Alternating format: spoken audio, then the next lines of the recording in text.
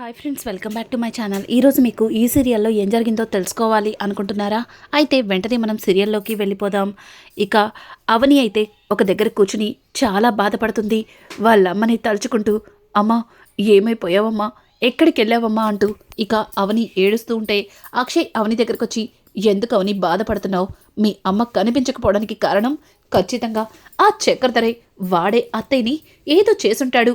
పద, మనం ఇలా ఏడుస్తూ కూర్చుంటే అత్తయ్య కనిపించదు, వెళ్ళి ఆ చక్రధర్ మీద కంప్లైంట్ ఇద్దామంటూ ఇక అవని అక్షయ్ ఇద్దరు కూడా లోపల నుంచి బయటకైతే వస్తారు. ఇక ఇంతలో ఇక్కడ చూస్తే రాజేంద్రని చూడటానికి చక్రధర్ అలాగే రాజేశ్వరి ఇద్దరు కూడా వస్తారు. ఇక రాజేశ్వరి అయితే, అన్నయ్య నిన్ను ఇట్లాంటి పరిస్థితుల్లో చూస్తానని అస్సలు అనుకోలేదు అంటూ ఇక రాజేశ్వరి బాధపడుతుంది. అలాగే చక్రధర్ అయితే ఇంకా రాజేంద్ర చెయ్యి పట్టుకుని, అయ్యో బావా, మీకే ఇట్లాంటి పరిస్థితి రావడానికి కారణం ఎవరో తెలుసుకుని వాళ్ళని అస్సలు వదిలిపెట్టను అంటూ ఇక చక్రధర్ అయితే మాట్లాడుతూ ఉంటాడు.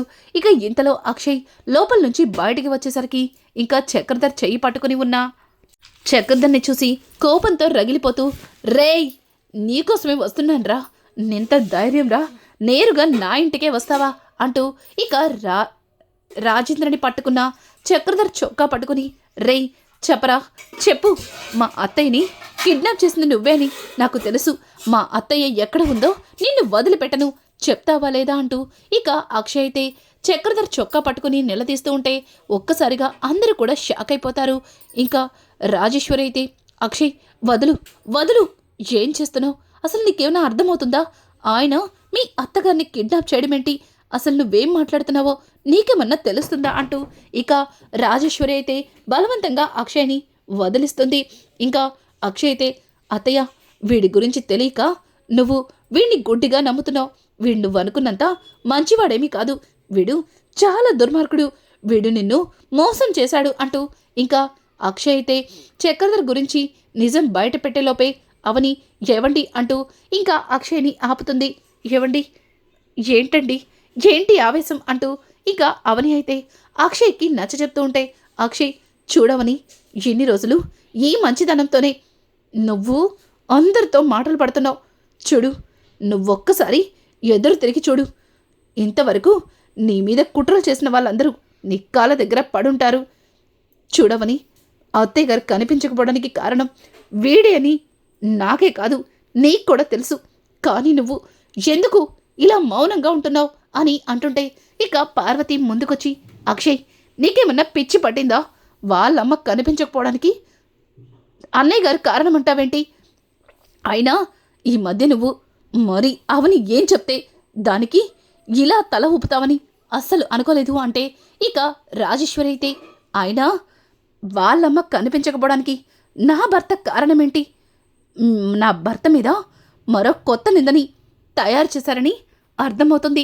ఇప్పుడు అన్నయ్యకి ఇలా అవడానికి వాళ్ళమ్మ కనిపించకపోవడానికి నా భర్తే కారణమంటున్నావు. రేపు వీళ్ళ నాన్న కూడా నా భర్తే అంటావేమో అని చెప్పి ఇక రాజేశ్వరి మాట్లాడుతూ ఉంటే దానికి అక్షయ్, అవును అవును, అవని వాళ్ళ కన్న తండ్రి ఈ చక్రధరే అని చెప్పడంతో ఒక్కసారిగా అందరూ కూడా షాక్ అయిపోతారు. ఇక పల్లవి అయితే, చూసారా చూసారా అత్తయ్య, చివరికి బావగారు వాళ్ళ నాన్న ఎవరని అందరూ అడుగుతున్నందుకు మా నాన్నని అవని యొక్క నాన్నని చేసేశారు. అసలు అసలు ఏం అన్యాయం చేశాం? ఎందుకు ఎందుకు మా కుటుంబం మీద ఇలా పగ పెంచుకుంటున్నారు? ఎందుకు మా కుటుంబం మీద ఈ రకంగా కక్ష కట్టారు? అసలు నీకేం అన్యాయం చేశాం అని చెప్పి ఇక పల్లవి అయితే చాలా వగలమారి ఏడుపులు ఏడుస్తూ అవనిని అడుగుతూ ఉంటుంది. అవని, చూడు, ఆయన చెప్పింది నిజం, నా కన్న తండ్రి ఈ చక్రధరే అని చెప్పి అవని చెబుతూ ఉంటే ఇంకా రాజేశ్వరి అయితే కోపాన్ని తట్టుకోలేక అవని చెంప పగల కొడుతుంది. ఒక్కసారిగా అవని అలా పిని అని గట్టిగా అరవడంతో, నోర్మోయ్, ఇంకొక్కసారి నన్ను అలా పిలిచావంటే నేనేం చేస్తానో కూడా నాకే తెలీదు. చూడు, నిన్ను మొదటి నుంచి కూడా నా కూతురు స్థానంలోనే చూశాను. ఏ రోజు కూడా నిన్ను తప్పుగా అనుకోలేదు. కానీ నువ్వేం చేసావు? నా భర్తని జైల్లో పెట్టించావు. అలాగే ఇప్పుడు నీ కన్న తండ్రి గురించి అడుగుతుంటే నా భర్తని నీ తండ్రిని చెప్తున్నావు.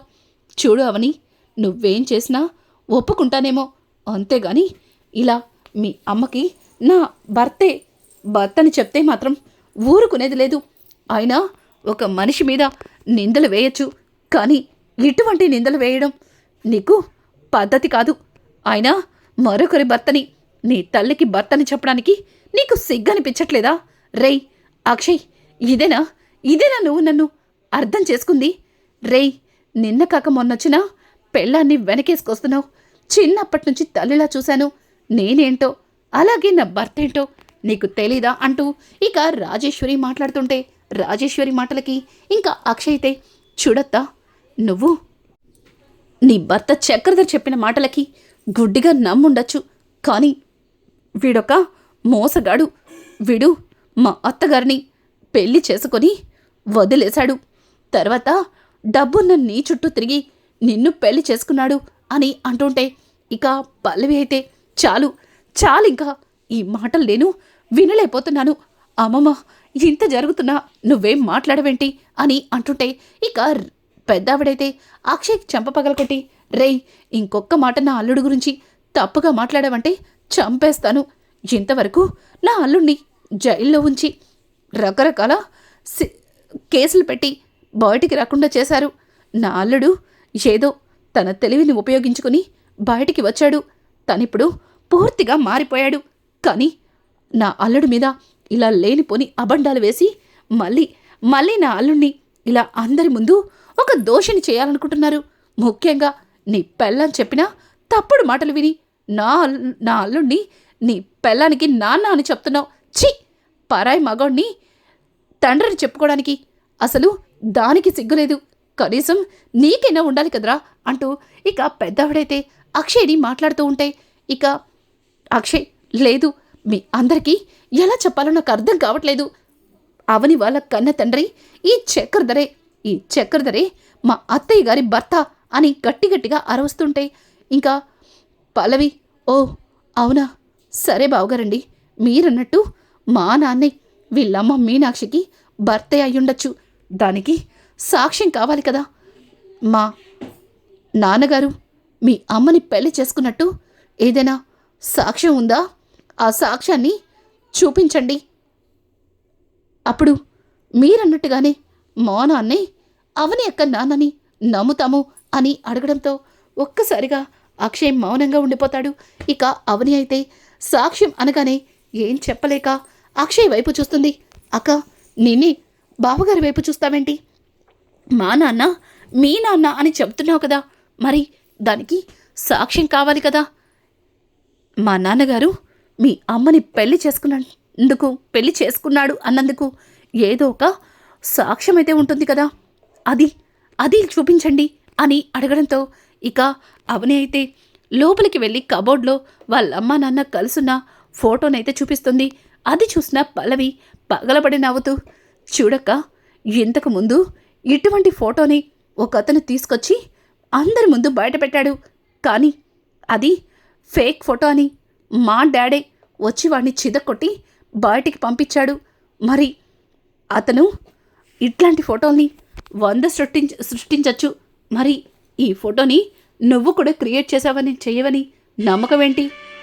ఇక అవనిని, ఇది కాదక్క, ఇది కాదు, ఏదైనా సాక్ష్యం కావాలి అని చెప్పడంతో ఇక అవని ఎట్లాంటి సాక్ష్యం చూపించలేక మౌనంగా ఉండిపోతుంది.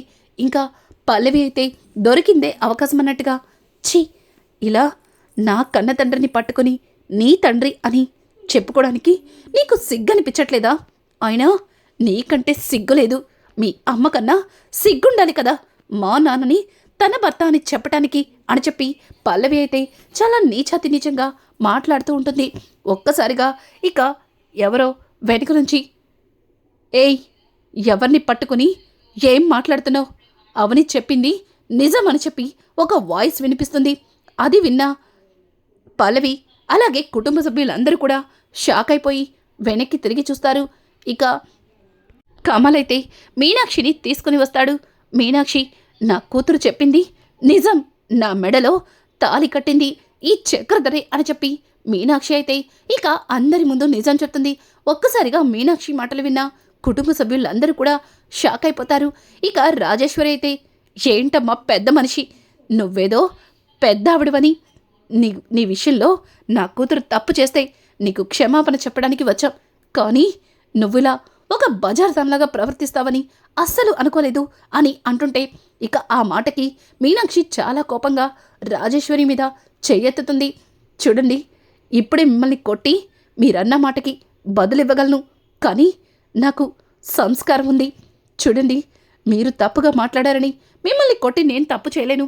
నీ భర్త మీ దృష్టిలో మంచివాడు కావచ్చు, గొప్పవాడు కావచ్చు, కానీ నా దృష్టిలో నన్ను పెళ్లి చేసుకుని 2 పిల్లల తల్లిని చేసి నన్ను మోసం చేసి వదిలేశాడు అని చెప్పడంతో ఇక పల్లవి, చాలు ఆపుతావా? ఇంత వయసు వచ్చింది, పరాయి మగాణ్ణి నా భర్తని చెప్పుకోవడానికి నీకు సిగ్గనిపించట్లేదా అని అంటుంటే, ఇక మీనాక్షి అయితే కోపంగా పల్లవి చెంపక పగలకొట్టి, చూడు, ఇంకొక్కసారి అట్లాంటి మాట మాట్లాడావంటే చంపేస్తాను. చూడు, ఒక పరాయి మగాణ్ణి నా భర్తని నే చెప్పుకోవాల్సిన అవసరం నాకేముంది? నా మెడలో అగ్ని సాక్షిగా మీ నాన్న తాళి కట్టాడు, అందుకే నా భర్త అని చెప్తున్నాను అని చెప్పి ఇక మీనాక్షి మాట్లాడిన మాటలకి ఒక్కసారిగా అందరూ కూడా షాక్ అయిపోతారు. ఇక పెద్దావిడైతే మీనాక్షి దగ్గరకొచ్చి, ఏం మాట్లాడుతున్నావు? చూడు, నీ మీద జాలిపడి నా ఇంట్లో స్థానం ఇచ్చాను, కానీ ఇలా నా ఇంట్లో నా అల్లుడిని నీ భర్తని చెప్పుకోవడానికి నీకు సిగ్గనిపించట్లేదా? అయినా నా అల్లుడు నీ భర్తని చెప్పడానికి నీ కూతురు ఒక పనికి మన ఫోటోని చూపించింది, ఇప్పుడు నువ్వేం చూపిస్తావు అని చెప్పి ఇక పెద్దావిడైతే మీనాక్షిని నిలదీయడంతో, మీనాక్షి, చూడండి, ఈ చక్రధర్ నా భర్త అనడానికి నా దగ్గర సాక్ష్యం ఉంది, చూపిస్తాను అని చెప్పి ఇక మీనాక్షి అయితే గబగబా లోపలికి వెళ్తుంది. ఇక అవని మీనాక్షి వెనక్కి వెళ్ళి, అమ్మా, ఏంటమ్మా చూపిస్తానంటూ లోపలికి వచ్చావు? ఆ చక్రధర్ని భర్త అనడానికి మన దగ్గర ఎట్లాంటి సాక్ష్యం లేదు కదమ్మా అని అంటుంటే, ఉంది అవని, ఉంది. ఎందుకులే, ఎన్ని రోజులు ఈ నిజాన్ని ఎవ్వరి ముందు బయటపెట్టలేదు, కానీ నా వల్ల నువ్వు, అల్లుడు గారు అందరి ముందు తలదించుకోవడం నాకిష్టం లేదు. ఇలా నా వల్ల మీరు తప్పుడు మాటలు పడ్డం నేను తట్టుకోలేను అని చెప్పి ఇక తన బట్టల మూటలోంచి ఒక ఫైల్ని అయితే తీస్తుంది. ఒక్కసారిగా అవని ఆ ఫైల్ చూసి షాక్ అవుతుంది. ఇక ఇక్కడ చూస్తే పల్లవి అయితే, ఏంటి, ఈ సాక్ష్యం తీసుకొస్తానని మీనాక్షి లోపలికి వెళ్ళింది. పైగా ఈ మీనాక్షిని నేను కిడ్నాప్ చేశాను కదా, కమల్ బావా ఈ మీనాక్షిని ఎలా తీసుకొచ్చాడు? అసలు దాని గురించి ఎవరు ఏమీ మాట్లాడట్లేదేంటి? ఇప్పుడు ఈ మీనాక్షి డాడ్ రాసిచ్చిన ఆ వీల్నామాని అందరి ముందు బయట పెడుతుంది. ఇక డాడే వీళ్ళ నాన్నని అందరికీ తెలిసిపోతుంది అంటూ ఇక పల్లవితో పాటు చక్రధర్ భయపడుతూ ఉంటారు. ఇక మీనాక్షి అయితే లోపల నుంచి ఫైల్ తీసుకొచ్చి ఇక అందరి ముందు చూపిస్తుంది. ఒక్కసారిగా చక్రధర్ ఆ ఫైల్ని చూసి భయపడుతూ, ఇప్పుడు ఆ ఫైల్ని బయట పెడితే ఖచ్చితంగా రాజేశ్వరి నన్ను జీవితంలో క్షమించదు, అలాగే బయట సొసైటీలో నా పరువు మొత్తం పోతుంది, ఇప్పుడు నేనేం చేయాలి అన్నట్టుగా చక్రధర్ కూడా చాలా టెన్షన్ పడతాడు. ఇక అక్షయ్ అయితే, అత్తయ్య అదేంటి అని అంటుంటే, మీరందరూ ఈ చక్రధర్ నా భర్త కాదని అంటున్నారు కదా, తను నా భర్త కానప్పుడు తన ఏవదాస్తి నా పిల్లలకి చెందేలాగా ఎందుకు వీల్నామా రాస్తాడు అని అడగడంతో ఒక్కసారిగా అందరూ షాక్ అయిపోతారు. ఇక రాజేశ్వరి అయితే, ఏం మాట్లాడుతున్నావు? ఆయన యావదాస్తిని నీ పిల్లలకి చెందేలా రాస్తాడా అని అంటుంటే, ఇక అక్కడే ఉన్న పల్లవి, ఓ అయితే ఈ రకంగా ప్లాన్ చేశారనమాట, మావయ్య గారితో తెలివిగా ఆస్తిలో సగం వాటాని రాయించుకున్నావు, అలాగే మా డాడ్ని బ్లాక్మెయిల్ చేసి ఆస్తి మొత్తాన్ని నీ పిల్లల పేరు మీద రాయించుకునేలాగా నీ కూతురే చేస్తుంటుంది అంటూ పల్లవి మాట్లాడుతూ ఉంటే, ఇక పల్లవి మాటలకి మీనాక్షిని సమాధానం చెప్తుంది. చూడు, నువ్వు ఎన్ని మాట్లాడినా తట్టుకున్నాను, కానీ పదే పదే నా పిల్లల్ని తప్పుగా మాట్లాడితే మాత్రం చూస్తూ ఊరుకోను. చూడు, నా కూతురు మీ నాన్నని బెదిరించి మీ ఏవదాస్తిని నా పిల్లల పేరు మీద రాయించింది అనుకో, తండ్రి స్థానంలో మీ నాన్న ఎందుకు సంతకం పెట్టాడు? పైగా ఈ వీల్నామా ఇప్పుడు కాదు, ఇది రాసి కూడా దగ్గర 30 సంవత్సరాలవుతుంది. అంటే 30 సంవత్సరాల క్రితమే అవని మీ నాన్నని బ్లాక్మెయిల్ చేసి రాయించిందా అని చెప్పి మీనాక్షి క్వశ్చన్ చేసి అడగడంతో ఒక్కసారిగా అందరూ కూడా షాక్ అయిపోతారు. ఇక ఇంతలో ఇన్స్పెక్టర్ అభి అయితే చాలా కంగారుగా అక్కడికైతే వస్తాడు. ఇక అభిరామ్ అయితే కమల్ని చూసి, కమల్ వెరీ గుడ్, నువ్వు చాలా తెలివిగా మీనాక్షి గారిని కాపాడావు. చూడు, మీనాక్షి గారిని ఎవరు కిడ్నాప్ చేశారో తెలుసుకున్నాను. అక్షయ్ మీనాక్షి గారిని కిడ్నాప్ చేసింది, అలాగే మీ నాన్నగారిని మేడ మీద నుంచి కింద పడేలా చేసింది, కింద తోసేసింది ఎవరో కాదు, పల్లవినే అని చెప్పడంతో ఒక్కసారిగా పల్లవికి గుండాగినంత పనవుతుంది. ఇక పార్వతి అయితే ఏం జరుగుతుంది ఇక్కడ? నువ్వు ఆయన్ని చంపాలని చూసావా అని చెప్పి ఇక పార్వతి అయితే పల్లవిని అడుగుతుంటే పల్లవికి ఒళ్ళంతా చెమటలు పడుతుంది. ఇక అభిరామ్ అయితే కావాలంటే మీరే చూడండి అని తన దగ్గర ఉన్న పెన్ డ్రైవ్ని టీవీలో ప్లే చేయడంతో ఒక్కసారిగా టీవీలో వస్తున్న వీడియో చూసి అందరూ షాక్ అవుతారు. ఇక పల్లవి అయితే ఏం మాట్లాడాలో తెలియక తెగ భయపడుతూ ఉంటుంది. అదంతా చూసిన కమల్ కోపాన్ని తట్టుకోలేక పల్లవి జుట్టు పట్టుకుని తన 2 చెంపలు పగల కొడతాడు. చూడు, ఇన్ని రోజులు నువ్వేం చేసినా సరే చూసి చూడనట్టుగా వదిలేశాను, కానీ నువ్వు మా నాన్నని చంపాలనుకున్నావు, అలాగే వదిన వాళ్ళ అమ్మని కిడ్నాప్ చేపించావు. ఇంకా నువ్వు ఏం చేయాలనుకుంటున్నావు? అయినా నిన్ను నలుగురిలో ఒక ఆడపిల్ల పెళ్ళి ఆగిపోతే అది ఎంత బాధగా ఉంటుందో అర్థం చేసుకుని నీ మెడలో తాళి కట్టమంటే కట్టాను. నువ్వు ఈ ఇంట్లో పగ తీర్చుకోవడానికి వస్తావా అసలు అని చెప్పి ఇక కమలైతే కోపాన్ని తట్టుకోలేక పల్లవిని బాగా కొడతాడు. ఆ తర్వాత పార్వతి కూడా ఉసై నిన్ను ఏ రోజు కూడా కోడలిగా చూడలేదు, కన్న కూతుర్లా చూశాను, నువ్వేం చెప్పినా గుడ్డిగా నమ్మాను, చివరికి నా భర్తని చంపాలనుకుంటావా? తండ్రుల్లాంటి వాణ్ణి మేడ మీద నుంచి తోసేయాలనుకుంటావా? అసలు నీకు ఏం అన్యాయం చేశాం అని చెప్పి ఇక పార్వతి అయితే పల్లవిని నిలదీస్తుంటే పెద్దావిడ మాత్రం కోపాన్ని తట్టుకోలేక పల్లవి చెంప పగలకొట్టి, వసై నువ్వు చేసిన తప్పులన్నింటికీ నిన్ను సమర్థించుకుంటూ నీ పక్కనే నిలబడి నిన్ను వెనకేసుకుంటూ వచ్చాను, కానీ నువ్వు నా కొడుకుని చంపాలనుకుంటావా? ఎందుకే ఇలా చేశావు?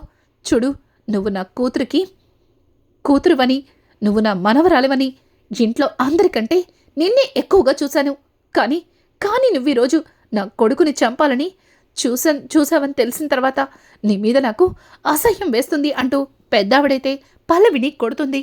ఇక రాజేశ్వరి అయితే చక్రధర్ని పట్టుకొని, చూడు, నువ్వు ఎన్నో తప్పులు చేశావు, ఎన్నో నేరాలు చేశావు, నువ్వు చేసిన తప్పులకి నా కూతుర్ని కూడా నీకులాగే తయారు చేస్తున్నావని ఎంతకన్నా బాధపడ్డాను, కానీ ఒక ఆడదాని జీవితాన్ని నాశనం చేసి నన్ను పెళ్లి చేసుకున్నావని తెలిసిన దగ్గర నుంచి తట్టుకోలేకపోతున్నాను. మీనాక్షి గారిని అన్యాయం చేసి నా మెడలో తాళి కట్టావా? అలాగే ఈ నిజాన్ని బయట పెడతానన్నా అన్నయ్యని చంపాలని ప్రయత్నించారా? అసలు ఏంటండి ఇదంతా అని చెప్పి ఇక రాజేశ్వరి అయితే చక్రధర్ని పట్టుకొని నిలదీస్తూ, ఇన్స్పెక్టర్, ఇట్లాంటి వాళ్ళు బయట తిరిగితే నా అన్న కుటుంబానికి చాలా ప్రమాదం, వీళ్ళని అరెస్ట్ చేయండి అని చెప్పి ఇక రాజేశ్వరి అయితే అవని దగ్గరకు వచ్చి, అమ్మ అవని, నీ విషయంలో నేను చాలా పెద్ద తప్పు చేశాను, వీళ్ళంటున్న మాటలు నిజమని నమ్మి నిన్ను ఎన్నో మాటలన్నాను, నన్ను క్షమించమ్మా అంటూ ఇక రాజేశ్వరి అయితే అవని 2 చేతులు పట్టుకుని క్షమాపణ అడుగుతుంది. అలాగే మీనాక్షి దగ్గరకు వచ్చి, మీకు నా మొహం చూపించాలంటేనే నాకు ఏదోలా ఉంది, మిమ్మల్ని నలుగురిలో పట్టుకుని మీ భర్త గురించి మీ గురించి తప్పుగా మాట్లాడాను, నా భర్తే మీ జీవితాన్ని నాశనం చేసి నలుగురిలో తలెత్తుకోకుండా చేశాడని తెలుసుకోలేకపోయాను, మీ విషయంలో నేను చాలా పెద్ద పొరపాటు చేశాను, నన్ను క్షమించండి అంటూ తన కాళ్ళ మీద పడబోతుంటే ఒక్కసారిగా మీనాక్షి, అయ్యో అలా వద్దండి అని చెప్పి పైకి లేపి ఇక ఏం మాట్లాడకుండా మౌనంగా ఉంటుంది. చూడండి, మీరు పెద్ద మనసు చేసుకుని నన్ను క్షమించుండొచ్చు, కానీ నేను మాత్రం క్షమించరాని తప్పు చేశాను అంటూ ఇక మీనాక్షి అయితే చాలా బాధపడుతుంది. పార్వతి కూడా మీనాక్షి దగ్గరకొచ్చి నన్ను క్షమించండి వదినా, మీరు ఎట్లాంటి పరిస్థితిలో ఉన్నారో అర్థం చేసుకోకుండా మిమ్మల్ని ఎన్నో మాటలు అన్నాను అంటూ ఇక పార్వతి కూడా మీనాక్షికి క్షమాపణ చెప్తుంది. ఇక పెద్దావిడైతే 2 చేతులు ఎత్తి దండం పెడుతుంటే అయ్యో మీరు పెద్దవారు అని అంటుంటే, చూడమ్మా, పెద్దదాన్నైనా సంస్కారాన్ని వదిలిపెట్టి నిన్ను తప్పుగా మాట్లాడాను. ఇక్కడ ఉన్న వాళ్ళకంటే నేనే తప్పుగా ప్రవర్తించాను అని చెప్పి ఇక పెద్దావిడైతే మీనాక్షికి క్షమాపణ చెప్తుంది. ఇక ఇంతలో రాజేంద్రలో కూడా కదలికలు వస్తాయి. ఒక్కసారిగా రాజేంద్రలో కదలికలు రావడం చూసి అందరూ కూడా సంతోషిస్తారు. ఇక రాజేంద్ర పైకి లేచి పల్లవి చెంప పగలకొడుతుంది. అలాగే చక్రధర్ని, ఇట్లాంటి వాండు అసలు బయట ఉండకూడదు, వీణ్ణి తీసుకెళ్ళండి అంటూ చాలా ఆవేశపడుతుంటాయి. ఇక అక్షయ్, నాన్న మీరిప్పుడే కోలుకున్నారు, ఇలా ఆవేశపడకండి అంటూ ఇక రాజే